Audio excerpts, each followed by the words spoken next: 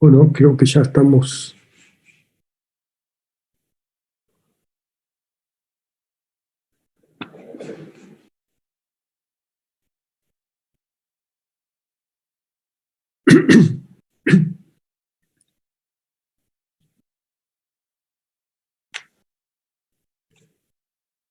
$59.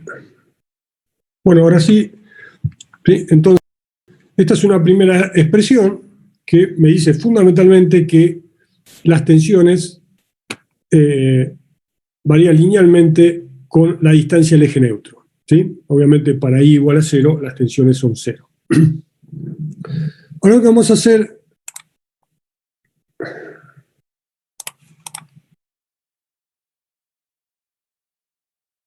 es el planteo de las condiciones de equilibrio. Acá lo que estamos haciendo,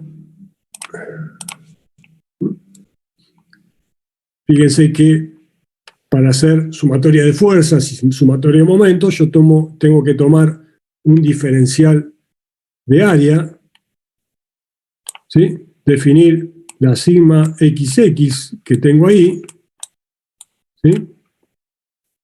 Multiplicarla por el diferencial de área, voy a tener un diferencial sigma F por el diferencial de área, me da un diferencial de fuerza, ¿sí? Si yo integro a lo largo de toda el área, esto me tiene que dar 0 porque no hay fuerza resultante según el eje X, ¿sí? Según este eje, Fx, no hay Fx, en este caso Fx es igual a 0. Por lo tanto, si yo sumo, recuerden que por encima del eje neutro son de compresión, van hacia adentro, y por debajo del z son de tracción hacia afuera. Entonces, la integral a lo largo de todo el área, ¿sí? Como podemos ver acá, me debería dar 0. Eso define también, es importante para el eje z. ¿Sí? Tomando momentos, sumatoria de momentos respecto del eje Y, también da 0, porque no hay momento resultante según el eje Z. Y lo que no nos importa es la sumatoria de momentos según el eje Z, porque la integración de los momentos de estos diferenciales de fuerza respecto del eje Z nos da el MZ aplicado. ¿Sí? Entonces, esta es la integración. Recuerden, estos son diferencial de F. ¿Sí? El área que tengo acá es delta X por delta Z. Sigma XX por esa diferencial de área me da el delta F, y por la distancia al eje Z, perdón, salió mal, vamos a una flecha, la distancia al eje Z, que esto sí, me da el delta M.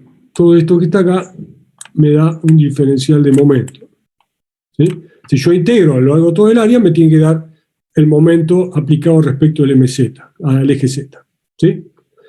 Nosotros sabemos que, por esta expresión que tenemos acá, que la tensión es una constante, que ahora vamos a calcular a ver cuánto vale, por I, que las tensiones son linealmente dependientes con I, ¿sí? Que son 0 para igual a 0 y que van a un determinado valor para un determinado I, ¿sí? Y la variación es lineal con I, y por lo tanto acá tengo una constante.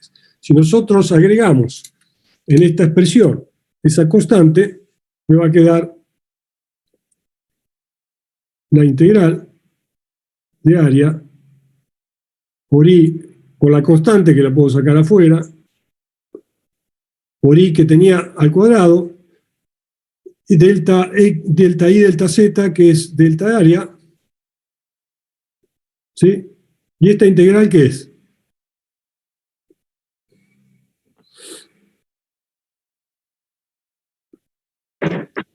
La inercia. A ver. No exactamente.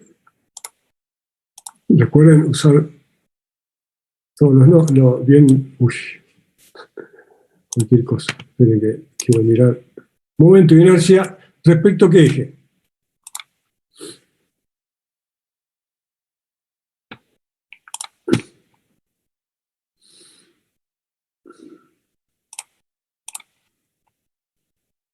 Momento de inercia respecto de qué eje.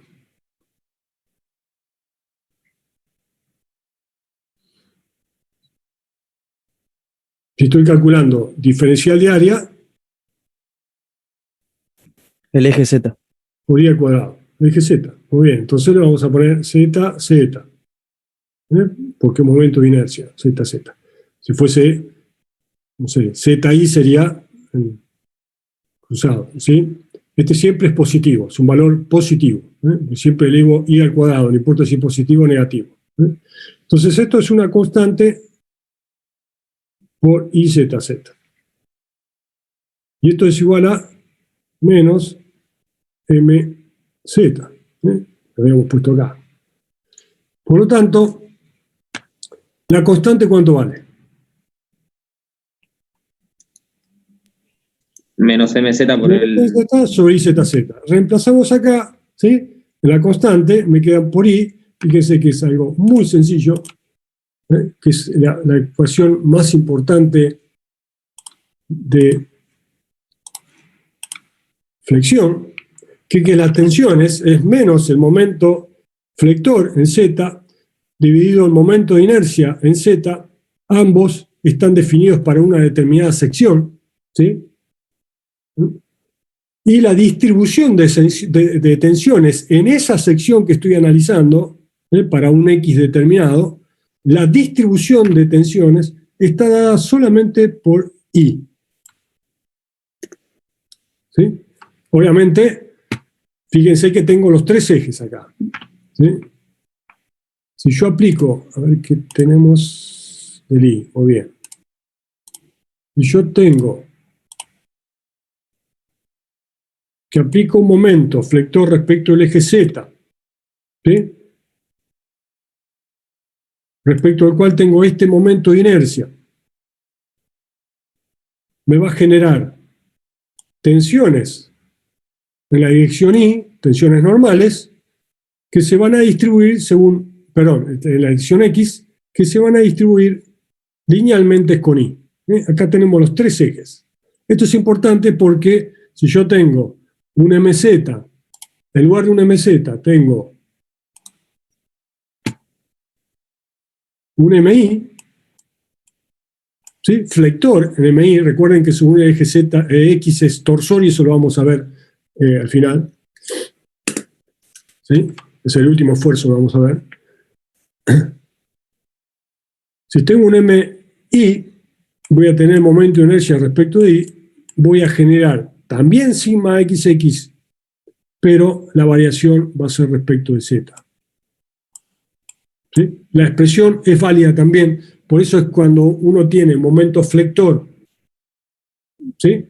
Cualquiera, yo lo descompongo cuando estamos en el espacio, sobre todo en dos momentos flectores, según los ejes, y yo puedo aplicar esta expresión para cada uno de ellos, ¿sí? Y hacer superposición. Fíjense que las dos componentes de momento flector me van a generar el mismo tipo de tensión normal, ¿sí?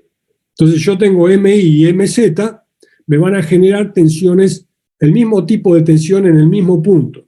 Y eso ustedes van a poder usar el principio de superposición, ¿sí? Sin ningún problema. Lo mismo si a esto le agrego un esfuerzo axial. Ustedes saben cómo calcular las sigma XX debido a un esfuerzo axial, que es la fuerza o el axial dividido el área, ¿sí? Entonces en cada punto. Esto lo vamos a ir viendo después cuando empecemos a combinar esfuerzos, pero lo importante es que para un esfuerzo flector ustedes tienen esta simple expresión que les permite calcular la distribución de componentes de tensión debido al MZ. Profe, ¿Sí? Sí. perdón, ¿podés volver a explicar? No entendí bien de dónde salió el término de inercia, del momento de inercia. En la integral que está acá. Vamos un paso para atrás. Tiene que ver con la sección, ¿sí? fíjense que esta ecuación tiene que ver con el planteo de la condición de equilibrio, ¿sí? La sumatoria de los diferenciales de momento respecto del eje Z tiene que dar el mz total aplicado, ¿sí? Son equivalentes. Pero yo sé que, como la condición de deformaciones me define que las tensiones son proporcionales ahí, entonces, ¿sí? Yo puedo definir que sigma XX es una constante que todavía no conozco, que la quiero determinar por I. Entonces reemplazo acá, ¿sí? Me queda I cuadrado, la constante sale afuera y me queda integral de área de I cuadrado delta de área. Eso es el momento de inercia de la sección respecto del eje Z. ¿Sí?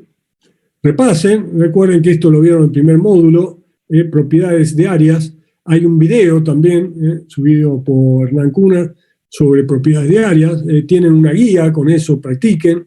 ¿Sí? Entiendan bien qué es propiedad, que son momento de inercia, momento estático, momento de inercia polar, ¿sí? Cómo se calcula, cómo se maximiza. Eso es parte del tema que tienen que incorporar al análisis de la optimización de las propiedades de áreas respecto de su comportamiento a flexión, a torsión y a corte. Bueno, no sé si te quedó claro, después el último lo repasamos. Sí, perfecto. Bien, entonces llegamos a esta expresión, la ley fundamental, creo que se llama ley de Navier. Navier, Stokes, toda esa gente estuvo en todas estas cosas hace ya mucho tiempo. No importa cómo se llama, lo importante es que es una expresión muy sencilla, inclusive de acordarse. Y ahora vamos a ver qué pasa con la deformación, o sea, macroscópicamente, qué pasa con la vía cuando está sometido a momentos flectores. Esto es lo que vamos a hacer con todos los esfuerzos, es ver cómo calculamos las tensiones que generan y a su vez qué tipo de cambio macroscópico podemos inferir a partir del esfuerzo. ¿Y de qué depende? Volvemos entonces a la condición, porque esto es fundamental, tenemos que usar estas expresiones. Sabíamos que de la condición de deformaciones obtenemos estas expresiones. Hemos deducido en general dos, una que viene de la condición de deformaciones, que está acá, y otra a partir del equilibrio de la distribución de tensiones en la sección. ¿Sí? Fíjense que si combinamos, o sea, igualamos y eliminamos sigma ZZ, sigma XX, nos va a quedar ahora que la curvatura, el radio de curvatura, la inversa del radio de curvatura, que es la curvatura, recuerden que yo puedo llamar, vamos a poner acá, esto es igual a C, la curvatura, esto es el radio de curvatura, pero la concavidad de esto es inversa a esto. Fíjense que es lo que me define cómo se va a deformar, queda claramente definido por el momento aplicado en ese diferencial de X, o en esa sección, y este término que hace las veces de, ¿qué cosa? ¿Qué representa esto? De la sección. Fíjense que la curvatura, o sea, cómo se curva, obviamente si no se curva nada, no hay momento, pero si yo aplico el momento, se va a generar una curvatura asociado a la sección que estoy analizando, que tiene un determinado mz aplicado. Recuerden que esto depende de X. ¿Sí? Esto también puede depender de X. Pero en principio, para una sección que tiene este mz, ¿qué representa E por IZZ?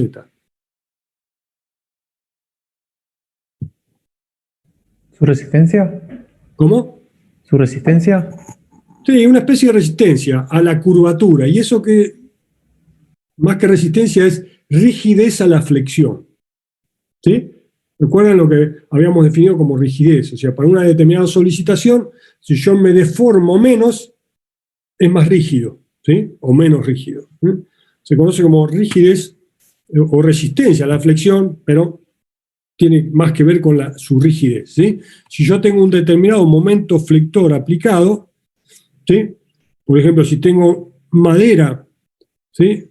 me va a definir el E, una determinada sección fija, voy a tener una curvatura. Ahora, si reemplazo la madera por un acero, la curvatura va a ser mucho menor, ¿sí? Porque la rigidez del material es menor. Si a su vez optimizo el momento de inercia, lo aumento de alguna manera, manteniendo el área, pero maximizando el momento de inercia, yo aumento la rigidez a la flexión, como deformación de una viga sometida a momento flector, ¿sí? En todos los esfuerzos que vamos a ver, ustedes van a tener que la solicitación está relacionada con la deformación macroscópica que genera localmente a través de una rigidez, a la flexión, a la torsión, al corte, a lo que sea, ¿sí? Eso lo pueden siempre ir identificando. Por ejemplo, recordando, no sé si lo comentamos, el delta L de una barra sometido a un axial, que es el otro esfuerzo que vimos, aquí era igual.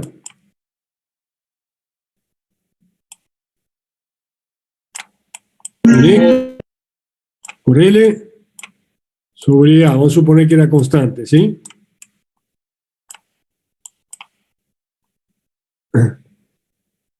¿De qué depende de delta L? O delta L sobre L, si sacamos esta de acá y la ponemos acá.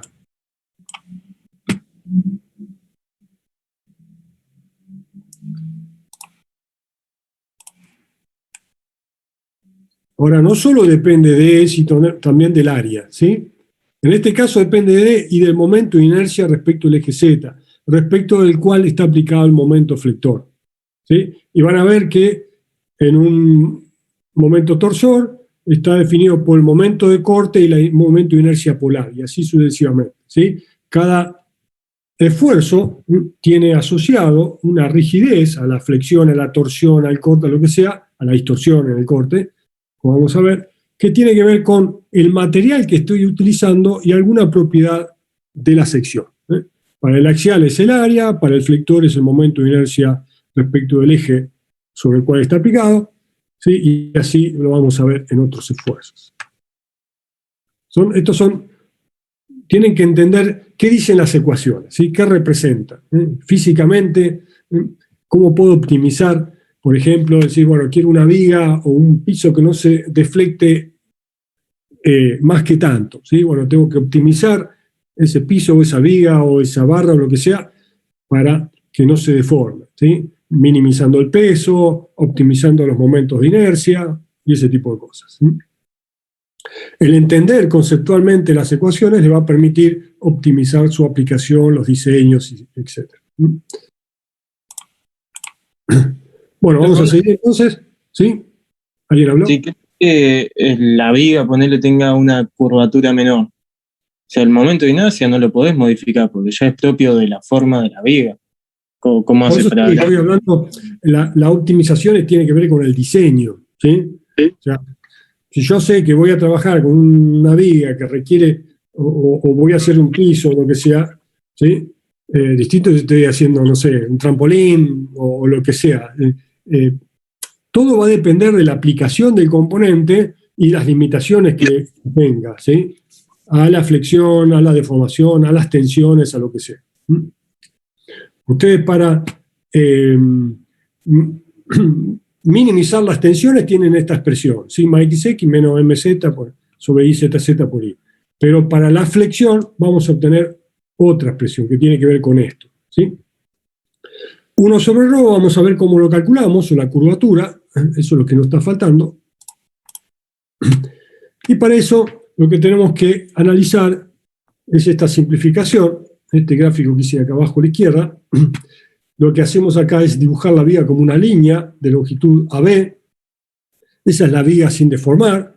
Si yo le aplico una solicitación que genera momentos flectores, cualquiera, acá está indicado Q, F, pero supongamos que entre A y B hay una distribución de momentos, ¿sí? Se va a deformar la viga tomando lo que se conoce como una forma, una ecuación, ¿sí? En un espacio XY, si hacemos coincidir la viga de longitud AB sobre el eje X con I igual a 0. Luego de solicitada, la viga va a tomar una forma que yo puedo escribir respecto de estos dos ejes, x, y, con una expresión, y igual a f de x. ¿Sí? Yo puedo definir acá una y igual a f de x, que es conocida como elástica, la línea elástica o la elástica de la viga, ¿sí? Sometida a flexión. Y eso es lo que vamos a tratar de obtener ahora. ¿Cómo hago para definir una función que me defina esta curva? Esta curva, obviamente, va a tener localmente determinadas curvaturas, ¿sí? Radios de curvatura. Recuerden que ese radio de curvatura es local para cada sección y va a depender del momento aplicado, del E que tenga el material ahí y del momento de inercia de esa sección. Si es constante y es el mismo material, obviamente la rigidez a la flexión va a ser la misma a lo largo de la viga y por lo tanto la curvatura va a depender solamente del momento aplicado en cada sección. ¿Sí? Bueno, acá fíjense, yo puedo tomar un diferencial de viga delta X. La curvatura va a definir esta línea así expresada, ¿sí? Esquemáticamente en el diagrama XY, va a tener una determinada función y para cada X, ¿sí? Por ejemplo acá, un X, tengo un X, yo voy a poder definir, ¿sí? Una distancia Y, donde va a estar la sección ahora. Recuerden que la sección lo único que hace es girar, ¿sí? Pero se va a desplazar según Y, y esta curva además va a estar definida por los vínculos. Recuerden que estos vínculos hacen que este punto no se desplace en Y y este otro tampoco. Entonces van a definir las condiciones de contorno que yo voy a utilizar para obtener la expresión que me define esta curvatura, esta curva, la elástica. Pero lo importante es que yo puedo definir un delta X, que está definido también por un delta S, y a medida que yo me muevo de X a un X más delta X, hay una variación de tita, en un delta tita, que va a ser muy pequeño, este tita también. ¿Sí? Recuerden que siempre estamos en pequeñas deformaciones. Acá estoy exagerando el dibujo para entenderlo. ¿Sí? Voy a tener el radio curvatura y la curvatura asociado a ese diferencial de X como vimos, ahora viendo toda la curva.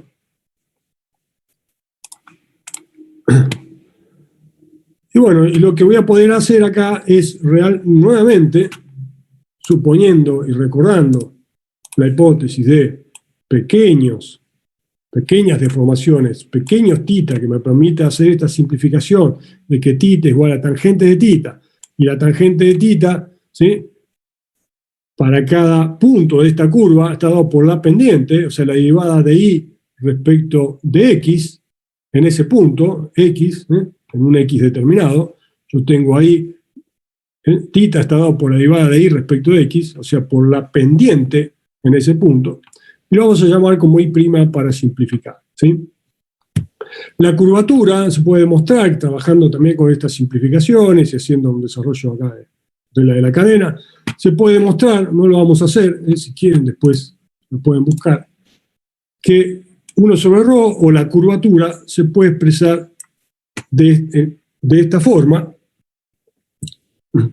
¿sí? Donde Y segunda es la derivada segunda de Y respecto de X dos veces, ¿sí? Sobre 1 más Y', que es la derivada de Y respecto de X, al cuadrado, y todo elevado a la 1.5 o 3 medios. ¿Sí? Nuevamente acá, si estamos trabajando con pequeñas deformaciones, esta derivada, asociada a un tita muy pequeñito, es muy pequeño y elevado al cuadrado es mucho más pequeño, por lo tanto este término se puede despreciar respecto de la unidad, haciendo que, si esto es muy pequeño, me queda 1 más eso, 1 elevado a la 3 medios es 1, esto se me va, y me queda que la curvatura se puede expresar solamente con la derivada segunda de Y respecto de X dos veces, Fíjense, si reemplazamos acá, me queda una expresión muy sencilla que representa la elástica de una viga, de un sólido elástico. ¿Sí? Perdón, acá no está simplificado, directamente está puesto esto igual acá, pero si simplificamos esto, me queda esta expresión que voy a tratar de borrar. Ahí está. Muy sencilla, que me definen que la elevada segunda de y respecto de x dos veces es igual a mz sobre izz. ¿Sí? Recuerden que este término, ¿sí? Por muchas veces, por ejemplo, inclusive en los coloquios, en los finales, ¿sí? Usted puede usar esta expresión. Ahora agregamos un ejercicio a las prácticas, Juan agregó uno para que lo hagan esquemáticamente. Ya les permite definir qué tipo de curvaturas hay sección a sección en función del momento que esté aplicado, ¿sí? Eso hace de la aplicación de esta ecuación muy fácil, dado un momento z, mz, para un determinado, fíjense la flexión, un determinado material y un determinado tipo de sección, constante a lo largo de la viga, la curvatura va a estar dada exclusivamente por el momento flector, ¿sí? Si el momento flector es positivo, la curvatura es hacia arriba, como en este caso. Recuerden que el momento positivo era de este tipo, hacía que la curva sea positiva, la curvatura sea positiva hacia abajo, arriba, perdón. Si el momento es negativo, va a ser curvatura hacia abajo. Recuerden que esta expresión me da la curvatura de la viga en la sección considerada. Obviamente, si mz es constante, la curvatura va a ser constante a lo largo de toda la viga. Si varía, esta curvatura va a depender del módulo y del signo de mz. ¿Sí? Entonces, bueno, estas son las dos ecuaciones muy sencillas, muy poderosas que tenemos para, una era para calcular las tensiones y de esa forma calcular estados tensionales y demás, y esta otra para ver cómo se deforma la viga en su conjunto. Recuerden que esto ya es macroscópico, es la curvatura de delta X, ¿sí? Y estos son términos aplicados a la sección, ¿sí? Para integrar esta expresión y obtener y en función de X, ¿sí? Que me da la ecuación de la elástica, yo voy a tener que integrar dos veces este término, ¿sí? Para eso voy a tener que agregar las expresiones de mz en función de X y de y zz también en función de X. Si son constantes, serán constantes y saldrán fuera de la integración, ¿sí? Pero antes de integrar tengo que poner todo en función de X. ¿Sí? Es el único, por ahí, problemita que hay que tener en cuenta. Atención. Profe, ¿Sí? ¿el valor de las constantes que salen integradas se van a dar con las condiciones de contorno? Así Lo que es. es Ahora entero. vamos a hacer un ejercicio, uno cortito, para ver cómo se aplica esto. Después ustedes obviamente tienen las prácticas, ¿sí? Después en los repasos iremos a hacer algo combinado, pero hacemos un ejercicio para fijar cómo se obtiene esto, muy cortito. Esta es una viga, obviamente ustedes ya saben cómo definir, calcular las reacciones de vínculo y cómo obtener el diagrama de momentos flectores, ¿sí? Esto es mz en función de x, ¿sí? Vamos a suponer que al aplicar esta expresión yo tengo el material es el mismo y el momento de inercia también, por ejemplo, sección cuadrada o rectangular, lo que sea. Entonces, solo nos va a quedar reemplazar acá en esta expresión las expresiones del momento de z en función de x. Pero vemos que tenemos dos tramos donde podemos definir dos expresiones distintas, ¿sí? Si hacemos el cálculo, ustedes saben cómo hacerlo.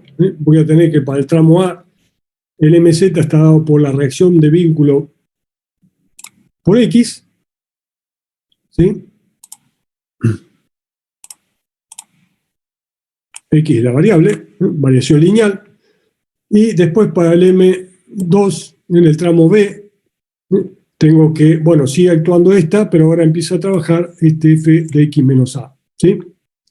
En los libros ustedes van a poder encontrar la forma de expresar esto solamente con esta expresión, donde los términos son válidos para distintos tramos, pero yo les diría que hagan esto por tramos para empalmar y entender conceptualmente, o terminar de entender conceptualmente lo que están haciendo. ¿Sí? Acá lo importante es de dónde salen las ecuaciones, cuáles son las hipótesis y cómo aplicarlas. Bueno, tenemos los momentos, entonces reemplazamos en aquella expresión, o sea, voy a obtener dos curvas distintas, una para el tramo A y otro para el tramo B. ¿Sí? Lo que hago es esto, recuerden que dijimos que E y el momento de inercia y el módulo de Young, módulo elástico, son constantes, por lo tanto no intervienen en la integración, lo puedo pasar al otro término, reemplazo el momento en Z en ese tramo, y bueno, lo que tengo que hacer es integrar, ¿sí? Las dos expresiones. Integro, acá tenemos ahora integrarlo, tenemos integrado una vez, he integrado la segunda vez para el primer tramo, integramos una vez, aparece una condición de contorno, integramos dos veces y aparece la siguiente. ¿Sí? Recuerden que I segunda me representa la curvatura, si integro I prima, ¿qué me representaba?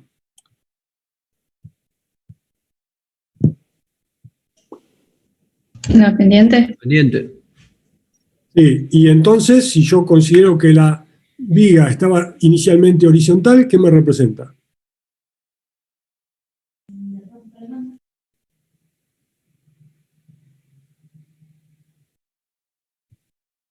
La deformación. No. El giro de la El sección. ángulo. No sé. El giro de la sección respecto de su posición inicial. ¿Se entiende? Si inicialmente todo era vertical, ¿sí? Ese θ me va a definir cuánto giró la sección respecto de su eje neutro. ¿Sí? Entonces, la primera me da la curvatura, yo integro I' me da θ, o sea, el giro de la sección. Eso es importante que lo entiendan.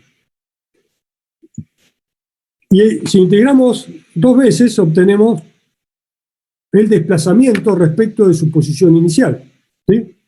Este I que tenemos acá, o este que está acá. ¿Sí? Inicialmente estaba la viga a lo largo del eje X, o sea, I igual a 0. El I que obtengamos me da el desplazamiento respecto de su posición original. Fíjense que acá no estamos considerando desplazamientos en X, solo hay giros y desplazamientos en Y de la sección. Eso por la hipótesis de pequeñas deformaciones. Acá, aunque estemos exagerando la curvatura de la ecuación, ¿sí? Lo vamos a hacer siempre en los ejercicios para visualizar todo, el punto B no se acerca al punto A. Estamos suponiendo que permanece a la misma distancia de A que lo estaba inicialmente. O sea, la longitud de L que relaciona A con B no varía. ¿Sí? Esta es una hipótesis que tiene que ver con pequeñas deformaciones. Van a ver en la práctica que esto es así, porque recuerden que los desplazamientos, estos van a ser muy pequeños respecto de la longitud. Uno puede acumular grandes desplazamientos, pero en general, para generar un desplazamiento en I importante, yo tengo que acumular una longitud de viga razonable, sobre todo para vigas bastante rígidas. ¿Sí? Uno puede observar grandes deformaciones, por ejemplo, en andamios, en trampolines, porque están expresamente diseñados para que sean elásticos, que no se rompan y haya desplazamientos. ¿Sí? Pero así todo, ustedes pueden calcular y ver que los desplazamientos en X son despreciables, en primera instancia. Y a medida que aumenta la rigidez, el error que uno comete se disminuye. Bueno, acá tenemos dos condiciones de contorno. Después integramos la siguiente, ¿sí?, expresión, que es para este tramo que está acá. Tendría que haber cambiado el color. ¿Sí? Este tramo que está acá. ¿Sí? Tenemos ahora el tita, y si integramos nuevamente el i para este tramo. ¿Sí? Y con dos condiciones de contorno. ¿Cuáles van a ser las condiciones de contorno que me van a permitir obtener estas 4 integrales, C1, C2, C3 y C4?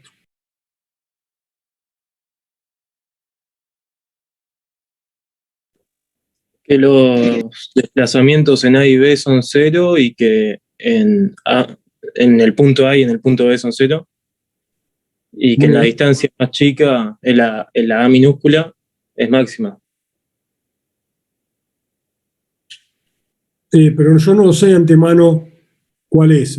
Primero tengo que buscar las constantes y después ver en la ecuación, buscar cuál es el i más grande. ¿Sí? Acá la condición van a estar dadas en el empalme de las dos soluciones. ¿Sí? Obviamente yo tengo que para x igual a 0, ¿sí? El i es igual a 0 y esto es igual a el i de esta expresión, ¿sí? Y 1, porque es la que es válida en este tramo. Y después tengo que para x igual a l, el i es igual a 0 y es igual a i2, ¿sí? Porque para x igual a l es válida esta otra, y por lo tanto esta otra. Y ahí puedo sacar dos constantes, pero me faltan otras dos condiciones. ¿De dónde las obtengo? En el empalme, ¿sí? Para x igual a a, ¿qué condiciones tengo? 2. Y 1 es igual a i2 y sus derivadas también. Muy bien. I1 es igual a I2 y tita 1, que es I', es igual a tita 2. ¿Sí? Eso porque tiene que haber continuidad. No se pueden despegar y por lo tanto el I es común y a su vez no puede haber un quiebre ahí. Lo que giró la sección a un lado a otro tiene que ser el mismo tita. ¿Sí? ¿Se entendió? Obviamente cada ejercicio va a tener sus condiciones de contorno y eso es lo que ustedes tienen que practicar. ¿Sí? Relativamente sencillo, ¿no? Es solamente saber integrar ecuaciones que realmente van a ser polinomios, no mucho más. Y lo que obtengo entonces son cuánto valen estas constantes y demás. Esto está en el libro, pero lo pueden hacer, ejercicios van a tener parecidos. ¿Sí? Me queda un minuto corto y vamos a hacer otro ejercicio, lo hacemos entre todos. Un ejercicio que hago siempre, todos los años, pero viene bien para fijar un poco el concepto. Esto obviamente lo van a fijar haciendo ejercicios. Vamos a ver solo la elástica ahora porque el tema de las tensiones lo vamos a ir aplicando después cuando empecemos a combinar esfuerzos y analizar estados tensionales. Ya en la próxima clase con corte vamos a empezar a trabajar con tensiones. Bueno, corto y volvemos.